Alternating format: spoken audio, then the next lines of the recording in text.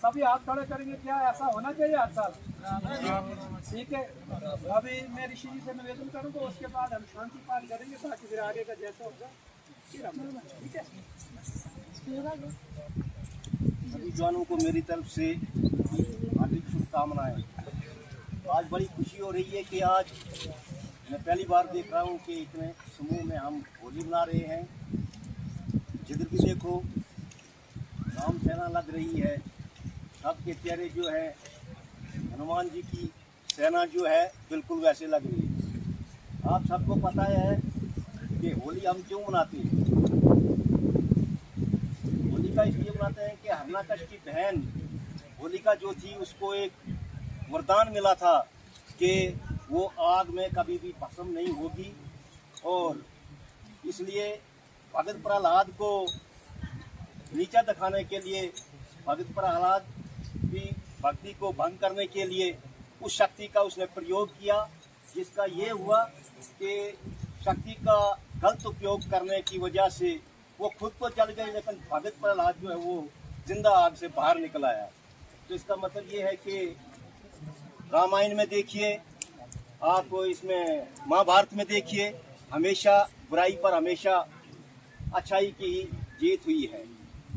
इसके बाद हम ये भी मतलब देखना है कि हम ये जो अभी सतीश जी ने कहा, हमारे विपिन जी ने कहा कि हम हर साल की तरह इसी तरह से ये होली मनाते रहें, और अगले साल संख्या जो है ऐसी है, इससे 4 गुना संख्या जो है आज हम सुंगली से बनाते हुए यहाँ शेड़ी मंदिर तक आए हैं, तो अगले साल ये संख्या जो है 4 गुना होनी चाहिए, जिससे ये लगे कि नहीं। आप ये देखते हैं कि कई समय से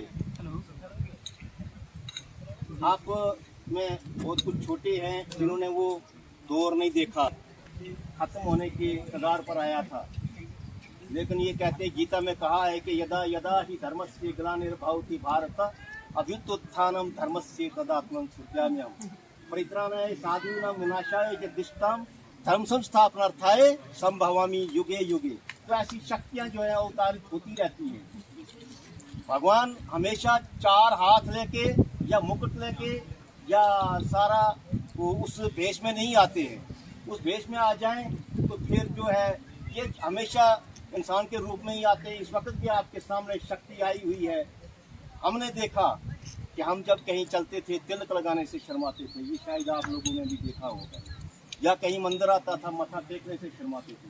लेकिन आज ये वक्त आया है कि हम 10 आदमियों में एक आदमी होगा, बड़े गौरव से मंदिर के आगे मत्था टेकता है, तिलक लगाता है, जहाँ भी जाए मतलब गौरवशाली अपने आप को महसूस करता है इंसान।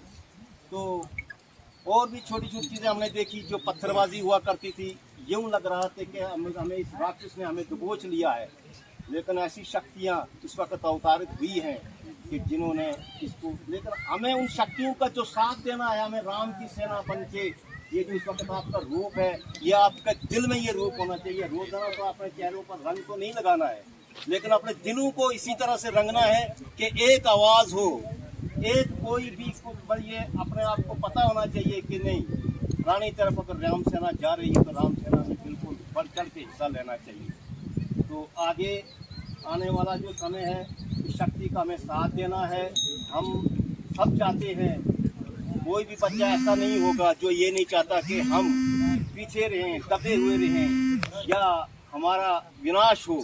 सब चाहते हैं कि हमारी उन्नति हो, हम विकास हो, हमारे धर्म का मतलब ये हो। तो इसलिए क्या करना है कि इन शक्तियों के साथ देने के लिए हमें तिल और बड़े से बड़ी कुर्बानी देने के लिए भी तैयार रहना है। आने वाला जो समय है आपके हाथ में है, आप अपनी शक्तियों को बढ़ाने के लिए आपके पास समय, इन चीज़ों को मतलब ये ज़ाया नहीं करना है, तो प्रयोग करना है।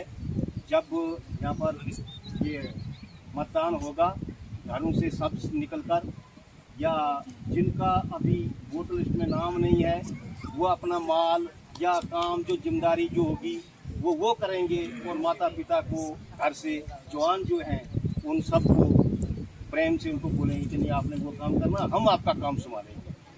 तो इसके साथ मैं विराम दूंगा अपनी वाणी को। भारत माता की जय। लोगों को होली की शुभकामनाएं। अभी 4 आदमी में उठकर बोलने के काबुल तो नहीं हूँ, लेकिन चलो बोलूँगा। आप सभी लोग जो हैं, तो हमारे इस समाज में नौजवान जो पीढ़ी है, तो आज हम ये त्यौहार बना रहे हैं।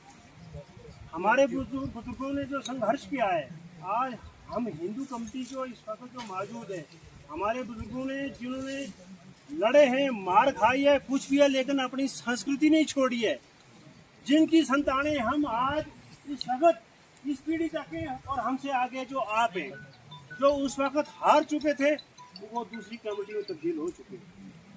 ये हमसे ही बने, कोई कहीं दूसरी जगह से नहीं आए। तो लिहाजा अपनी संस्कृति नहीं छोड़नी है। सभी लोग बोलते हैं, आप बोलते कि नहीं जी हम हिंदू हैं, बड़े शौक से बोलते हैं, लेकिन आप अपना हिंदू का निशान तो आपके पास है ही नहीं। अपनी संस्कृति में क्या है कि सबसे पहली बात है कि तिलक जो है सबको होना चाहिए। आप चाहे स्कूल जाते हो, दफ्तर जाते हो, काम पे जाते हो, मजदूरी पे जाते हैं, चंदन से तिलक लगाओ। पंच महाभूत जो होते हैं हमारे शरीर के, उनको शांत करने के लिए जो तिलक हमारा जो चंदन का है वो शांति करता है। ये हमारा माथे पे तिलक लगाते हैं, हमारा जो यहाँ पे जो आत्मा हमारी होती है वो वहीं पे होती है। ये तिलक लगाओ, चंदन ठंडा होता है, शांति हो जाती है, आत्मा को शांति मिलती है।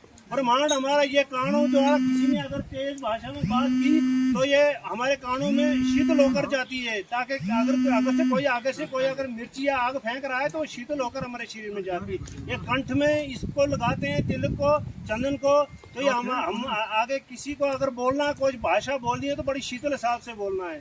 और ये सर को ऊपर लगाते हैं तो ये इसका फायदा ये है कि ये ब्रह्मांड, हमारा शरीर का ब्रह्मांड यहीं पे है, ये शांत रहता है ताकि गलत रास्तों पे न चले, और गलत रास्तों पे नहीं चलता है। नौजवान से यही हमारी ये एक प्रार्थना है कि किसी गलत नशे में या चुटकी गुटकी आज के जमाने में जो है तो इस चीज से परहेज रखना है।